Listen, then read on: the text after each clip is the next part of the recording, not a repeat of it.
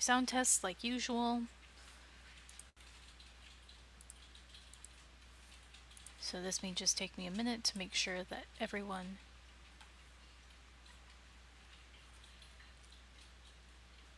Okay.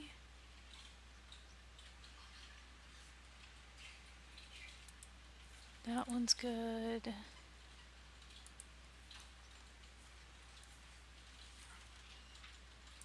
That's good.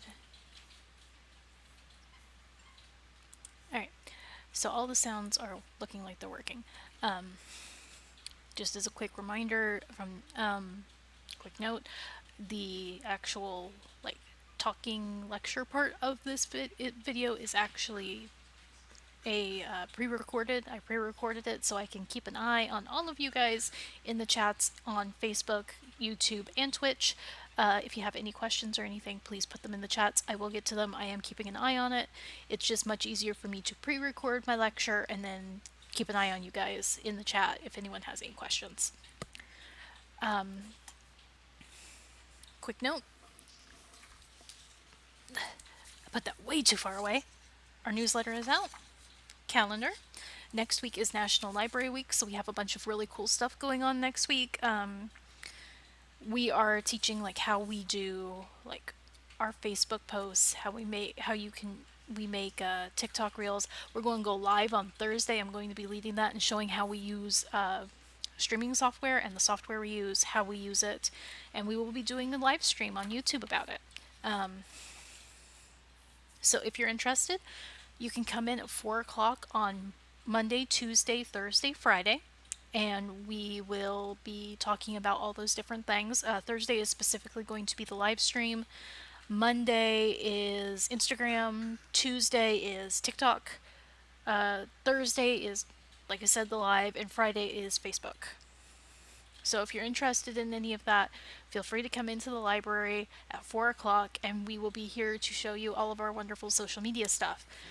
We are also doing a special promotion this week and next week, where when you check stuff out here at the library, you'll get a receipt that tells you exactly how much you saved, which you may have seen our TikTok video I did yesterday about it. I had 2 books, 2 DVDs. One was a Game of Thrones season 3. The other was was Frozen, and a video game, and it came out to like $152 if you just check that much out. Now imagine doing that every single month, and you'll see how quickly your savings build up by using your library. But now onto our writing club talk of the month. We are doing it over the concept of show, don't tell. And I will admit that this is one that is hard for me to describe because it is something you learn as you are writing. As you get more experience with writing, it is something that you'll get more experience with. There are a couple of spots in here where I am describing things. And there are some points, like I said, I pre-recorded this, where things will pop up, and that's because I messed up in my recording, but I didn't want to re-record it for a third time. So, alright, we will get started on that.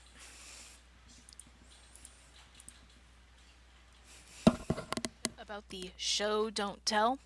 This is probably going to be a short one because it's kind of a short topic to cover. It's something that you're going to learn to do as you write. You're going to hear show, don't tell if you take a writing course. It gets brought up a lot. It is not an absolute rule, but I'm going to describe it real quick. It's a narrative technique that is to allow for better reader immersion by doing it through demonstrative techniques versus blatant or thinly veiled narration to establish narrative elements. Yes, your English teacher was onto something. It's less about... Sorry, I didn't mean to click that. Yeah, it's less direct description or omniscient. You find it less when you're doing direct description or omniscient description. It's still there. You're going to want to show your work. It's like showing your work in math.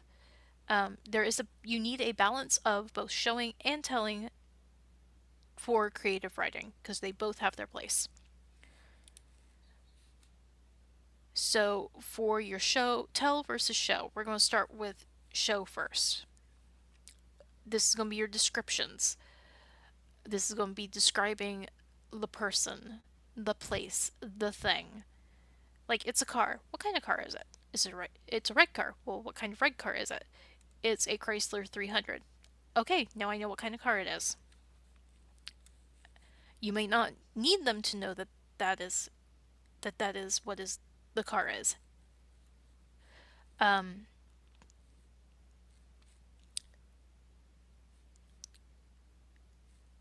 Showing in action and conflict is going to be different. It's when you're doing like action scenes, a lot more of it is going to be telling, but you're going to be telling in order to show. I'll explain that in a bit. And you're going to get the emotional engagement for showing. This is how you can show a emotional state without outright telling what the emotional state is. Like, you're sad. The Jenny is sad. Okay. Versus Jenny's breath hitched, her eyes burned, her shoulders sank, her stomach turned, and she couldn't hold it back anymore, and tears started streaming down her face. Right there tells you more about her being sad without outright saying she's sad. Tell, you're going to move through your info faster. Recount previously known knowledge. This is especially good for if you're doing a sequel or you're recounting events that have happened off screen.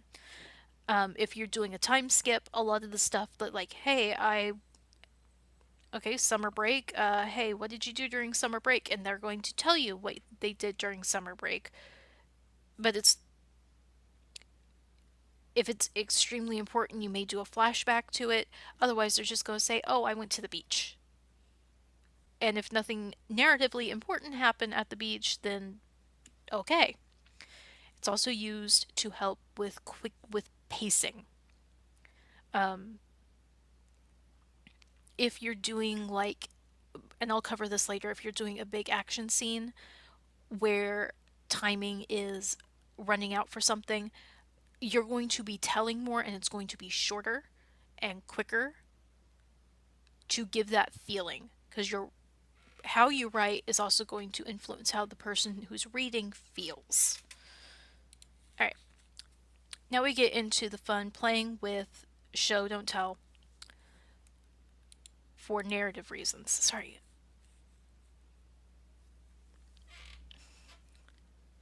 So, an unreliable narrator. Let's say character A is extremely, extremely rich. Like, top 1%.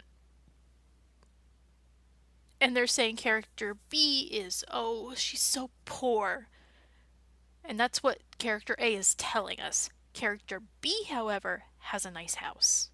They have the latest electronics. They have the latest fashions. Maybe not the highest end, but still serviceable.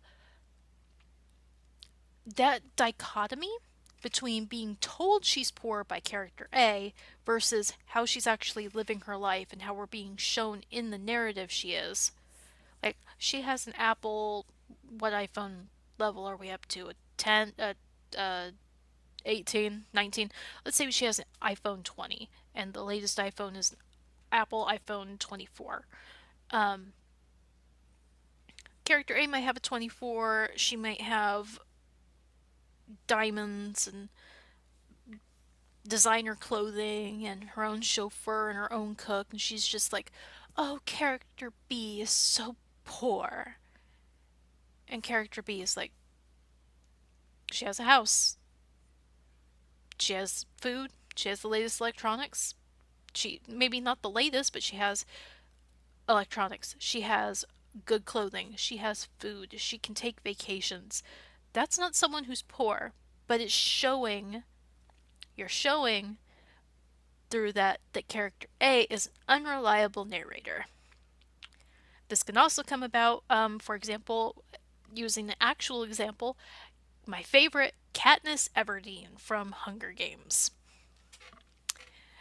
The Hunger Games, the books are a first-person book, so you're going to find it's easier to have an unreliable narrator when you're going through a first-person point of view because you're getting everything from through the lens of this one character. Katniss is from the poorest district and the capital, Panem's capital, the government, whatever you want to call it. I'm just going to call them the capital because that's what they're usually referred to in the books. Uh, they keep really strong hold of any information getting to the districts and getting out. So what Katniss knows is just that and maybe some rumors of what goes on in the capital. Like they all know during the Hunger Games, pretty much if you're from a low district, you're going to end up dead. She knew this. Uh, she also, you can tell in the writing, she doesn't think, especially in the first Hunger Games book, she doesn't think that she's important. And then we get to the part where District 11 sends her bread while she's in the Hunger Games. This is after Rue has died. Katniss is, and this is something I think I wish was in the movie. I know there's a deleted scene, but it would have made it so much better. Um,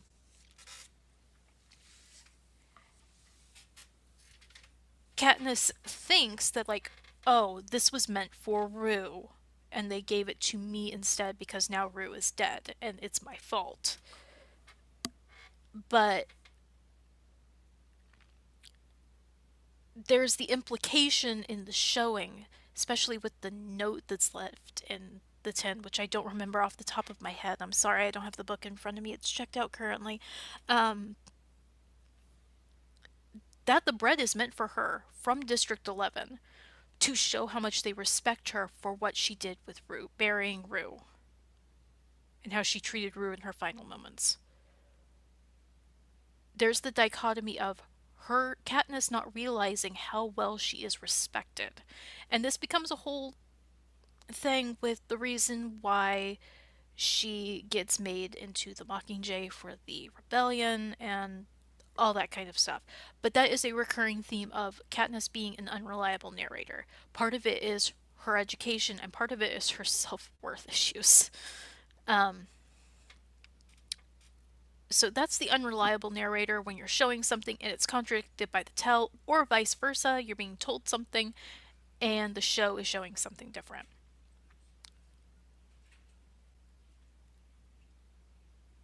Then there is using telling for comedic purposes. You describe like a villain doing all of these horrible things, and then at the end of it you go, and that is a bad thing. You tell, and that is a bad thing. Like you describe them stealing candy from babies, poisoning the city's water, uh, kicking puppies, and then at the end, as after you've described all these things, then you say, and that is a bad thing. That's done for comedic purpose. Um,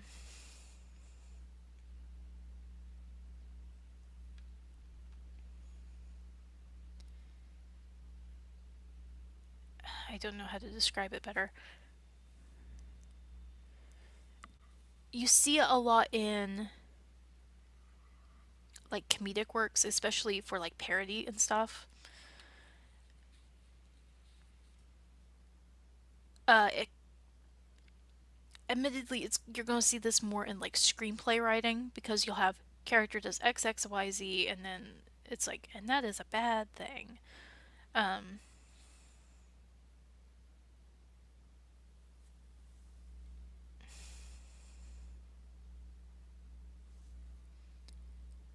some other.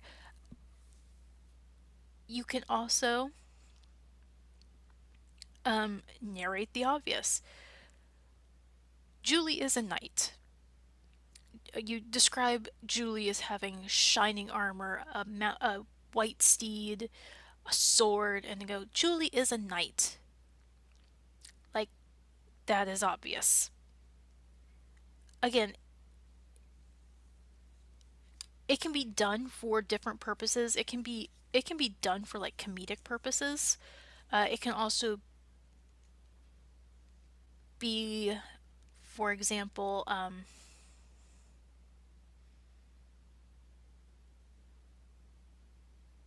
well, those are the biggest examples I'm going to use here. Now for another one of my favorites, and that is nothing is scarier.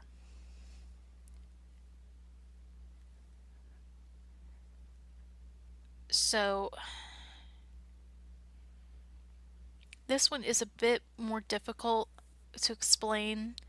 Fair warning, spoiler warnings for this part.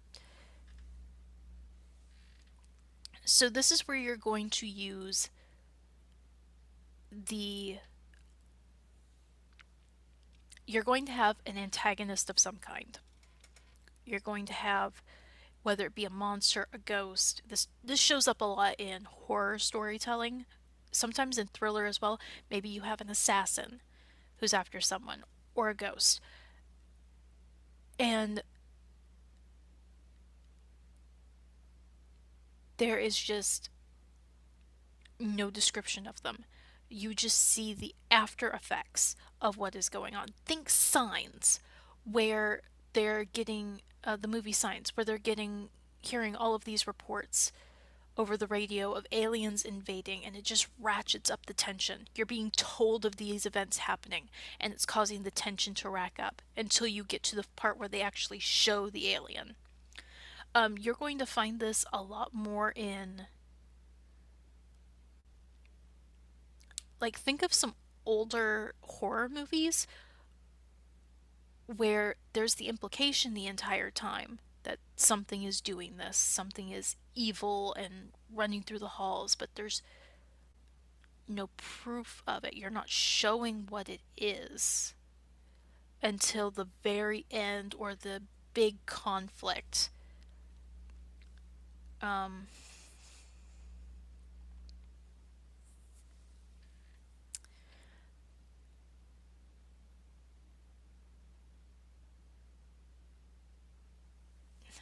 Sorry, it's just hard to describe some of it.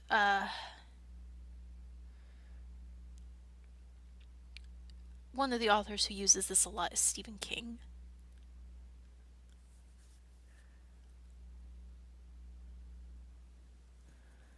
Um, for example, there's the book Apt Pupil, or the story Apt Pupil, that the ending is a single sentence and it fills you with dread. It's the sentence that goes on saying that main character went on a mass shooting spree for 5 hours before being taken down by police. Nothing else is described. That is just the ending line, and the rest of the book is building up to this, and then it just ends with that line. And in today's world, it kind of just makes the dread worse. Sorry, I have my notes on another screen because I can't really bring them up on this one without showing them to you, and I don't want to get rid of them all.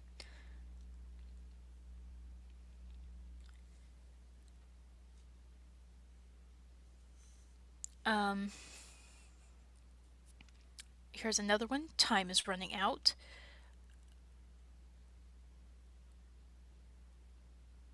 Uh, Getting an organ transplant and you're trying to get it from point hospital A to hospital B as soon as possible, but things keep getting in the way. As you can start off the story with nice longer descriptions of how things are going, showing more things, and then slowly as the time gets closer and closer and closer to bad things happening, you cut down the showing and you keep on with the telling, and you make that telling very short. Things like a van stuck in the van was stuck in the middle of the intersection to getting out and running on foot, pushing people out of the way, racing into the hospital, and handing off the, I don't know, heart before character collapses onto the ground and passes out. Which brings up another um, point of telling, and that may be the cut to black or the discretion shot, where something happens, but you're only told after the fact. So, like,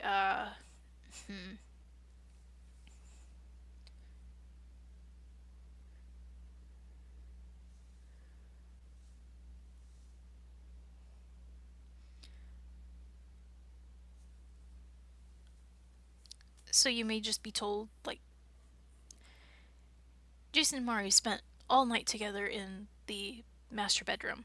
There's the implication of what happened in the master bedroom, but it never goes out right saying it. Um, so that's the like discretion shot. Now, you can do too much showing.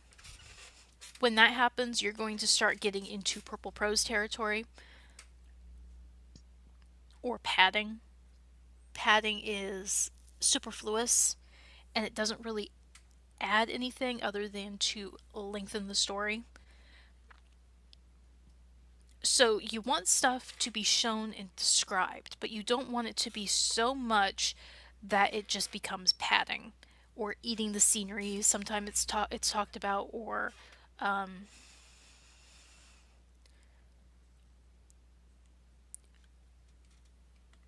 you're not wanting your descriptions to outweigh your storytelling. You're not wanting your showing, your descriptions, which are part of your showing, to outweigh your descriptions or your storytelling. Purple prose is what happens when you get excessive wordplay, and these things can happen when things are nothing but show. Like you're describing every single thing, you're showing every single action. It just becomes a 10,000, 50,000, 100,000 word slog of nothing but show, and there's just no story, or the story is so slow and tedious that people put it down. That is also something you don't want to do.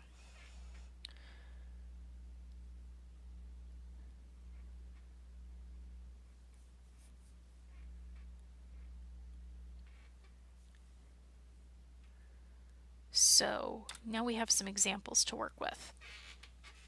As we can see in this picture, there's a fight going on in the background or an argument, and then you have character in the front who's just kind of all over this. If I was just going to tell it, it would be like the family in 3B was having an argument again. Okay, so I'm going to give the character in the front the name Marcy.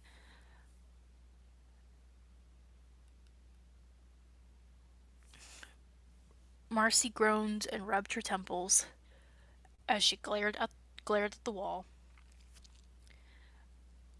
Then the people in 3B, she could hear the people in 3B again for the third time this week, and it was only Monday. She pulled out her headphones, put them on, cranked up her music, and tried to focus on her reading for class.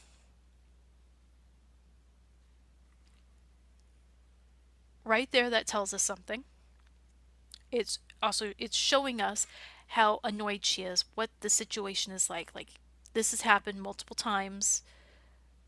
Like she says, the third time this week, and it's only Monday. And it's expressing her frustration. And if that's something you want to express, then you can do that without saying or showing that she's frustrated. It's not like saying the couple in room in 3B were arguing again and Marcy was annoyed. The showing shows you that the couple in 3B are arguing. It actually gets said, but it adds on the extra for the third time this week, and it's only Monday, so this happens quite often. She's rubbing her, and Marcy is rubbing her temples, putting on her headphones, and cranking up her volume, with the sense that this happens a lot. And she is very frustrated with it without coming straight out and saying she is frustrated. And this can be taken in a bunch of different ways. Like I said, this is just examples. I saw these pictures and these are the things that popped into my head. Alright, now we have an empty house with a field off in the distance. So for this one, you can just say everything was out of the house. Yeah, everything had been taken out of the house, and all that's left were the memories.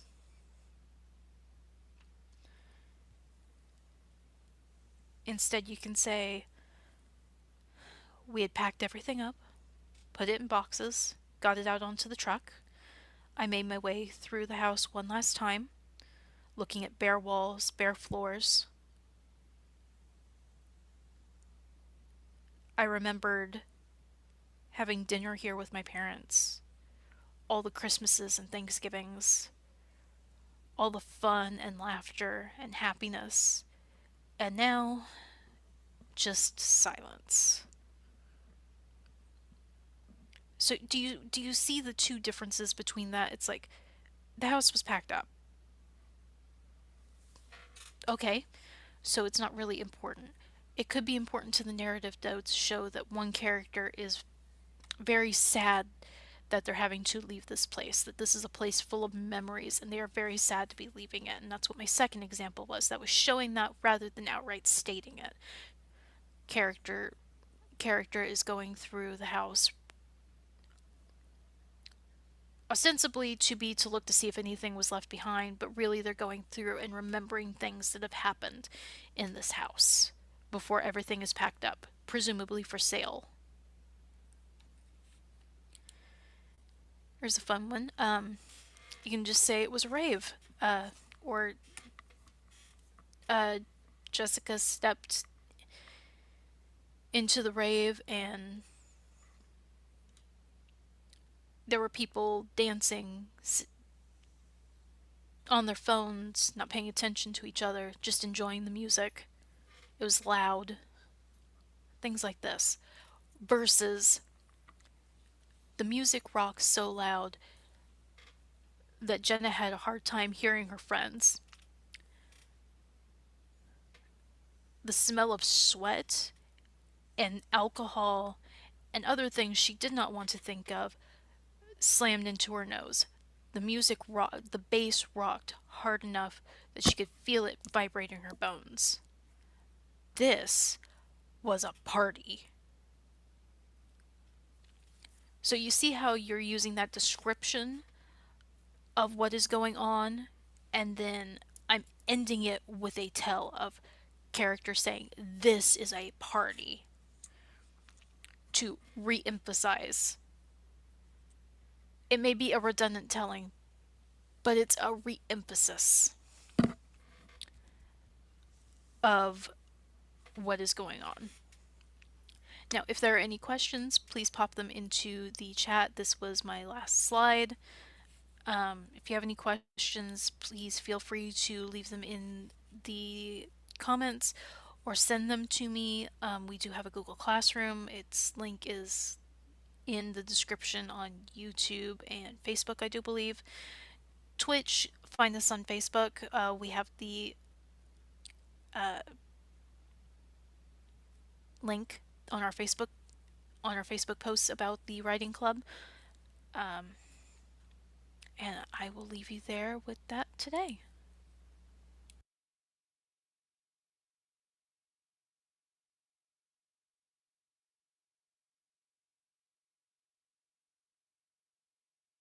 Our show don't tell lesson today. Next month's is going to be the history of fan fiction from Dante's Inferno to AO3. archive of our own. AO3 is the slang term, is the, not even slang, it's the abbreviated term for it. That's a topic near and dear to my heart. I've already got the slideshow done for it, and my normal slideshows are usually around 10 slides. This one is 24. So, yeah, next month's is going to be a lot longer. It's one of the reasons why we started doing these at 4. If I come across a particular topic that I can talk for a long time on, I wanted to have enough time to do a long talk on. Upcoming events here at the library this Saturday is our patio opening. We're going to have games out there. It's going to be all sorts of fun. Find out some stuff about summer reading. That's coming up. It starts in June. Adults, we are doing the Battle of the Clintons again this year. This year, I do believe it is Mississippi, Clinton, Mississippi, that is joining us. Last year, we were in the lead for like the first 6 weeks, and then we just kind of dropped off while the others shut up. We don't want to do that this year. This year, we want to win. We want the trophy. So we'll have information about that coming up. Come and see us on Saturday. It starts at 10 to 1. Hopefully we won't get rained on. If we do, we get rained on.